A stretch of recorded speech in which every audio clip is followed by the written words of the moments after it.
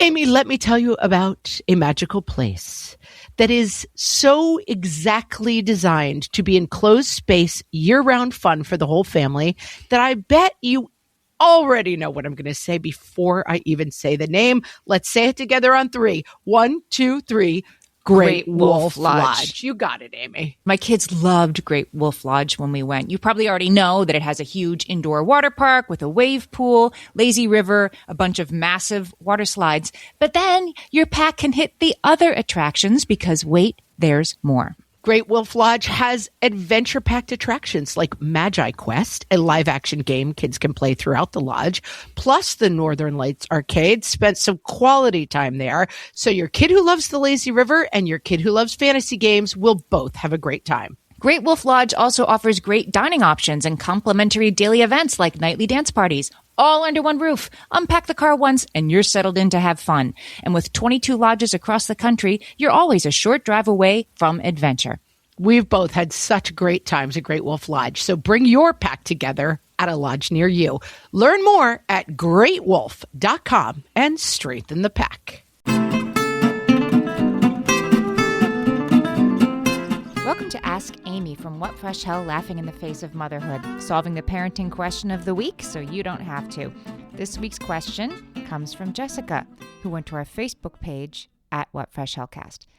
Jessica says, I could use some hope from moms who have survived fussy babies. Can I get an amen from those of us who have survived fussy babies? First of all, yes. Okay, anyway, Jessica says, my second is 3 months old and is so fussy. My toddler was not fussy at all. My husband's been home with us and is going back to work next week, and I'll be home 3 days a week with both kids.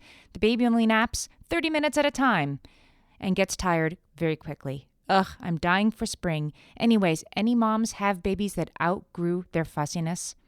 Yes, Jessica. In fact, I am a mom whose baby outgrew his fussiness and is now 6'1". It can happen. There's one way that I think you're pretty lucky, which is that, if you can take any comfort from this at all, it is that your fussy baby was actually your second baby.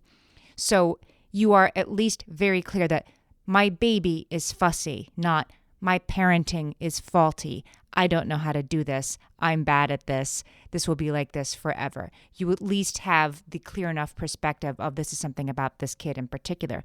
And yeah, some kids are really, really fussy. I'll tell you some things that I figured out for mine. By the time you're hearing this, hopefully you're coming out of that, what they call the fourth trimester.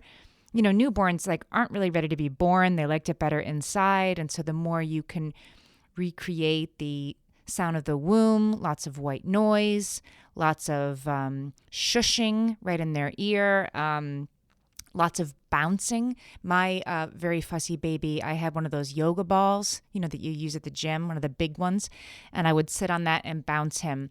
And he liked to be bounced on that quite vigorously, actually, and would be quite happy as long as I was doing that. And really like the shh, shh, shh, shh, right in his ear.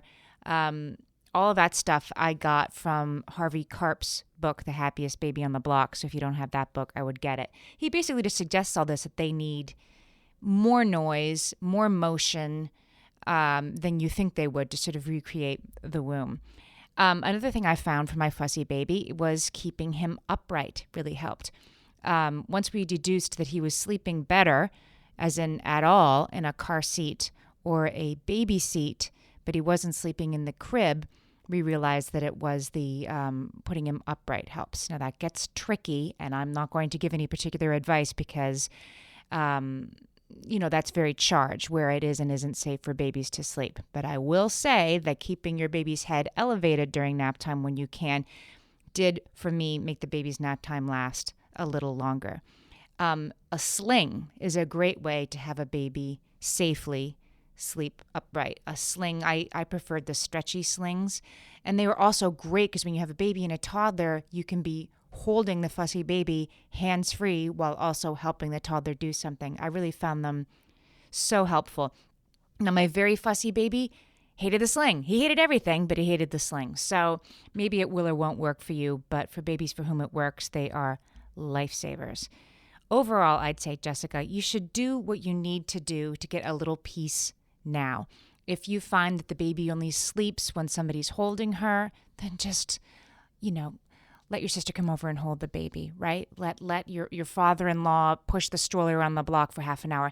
Don't worry about the whole thing of, well, she'll never sleep in the crib if I do it this way. Well, you can't spoil. Well, you can't set these habits up.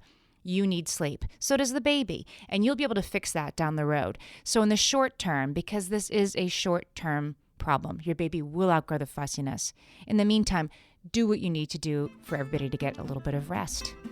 Send us your parenting questions. We might answer yours next. Email us, questions@whatfreshhellpodcast.com. Thanks for listening.